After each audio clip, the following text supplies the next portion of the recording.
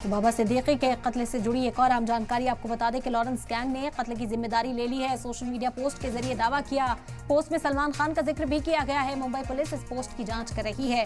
साफ तौर पर कहा गया है कि बाबा सिद्दीकी का जो कनेक्शन है वो दाऊद इब्राहिम ग्रुप से था। इस पोस्ट में इस बात को कहा गया और इसी वजह से बाबा सिद्दीकी को टारगेट बनाया गया है। साथ ही साथ सलमान खान का जिक्र भी किया गया है कि जो भी सलमान खान का दोस्त होगा वो लॉरेंस बिश्नोई गैंग का दुश्मन होगा और उसे अपना अंजाम भुगतना होगा। ये पोस्ट में कहा गया है, जिसके बाद से अब खदशात और जाहिर किए जा रहे हैं। सलमान खान की सिक्योरिटी को भी बढ़ाया गया है। लॉरेंस बिश्नोई गैंग ने इस कत्ल की जिम्मेदारी ले ली है। सोशल मीडिया पर एक पोस्ट किया गया। हालांकि पुलिस उस पोस्ट की जानकारी हासिल करने की कोशिश कर रही है कि आखिर ये पोस्ट कहां से किया गया, किसके जरिए किया गया। उस अकाउंट को भी ट्रेस किया जाएगा, लोकेशन ट्रेस कर उस शख्स तक पहुंचने की भी पूरी कोशिश की जाएगी।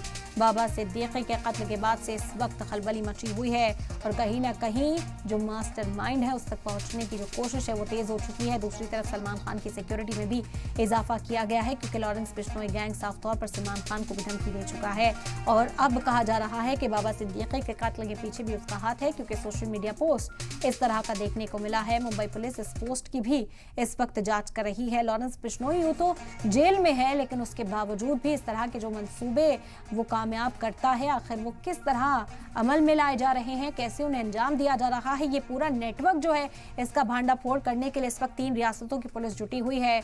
महाराष्ट्र पुलिस, उत्तर प्रदेश पुलिस और हरियाणा पुलिस मिलकर इस मामले की जांच कर रही है और अब ये उम्मीद जाहिर की जा रही है कि पोस्ट करने वाले को भी जल्द गिरफ्त में लिया जाएगा और उससे भी जानकारी हासिल की जाएगी कि आखिर इस पूरे मामले का मास्टरमाइंड कौन नजर आता है।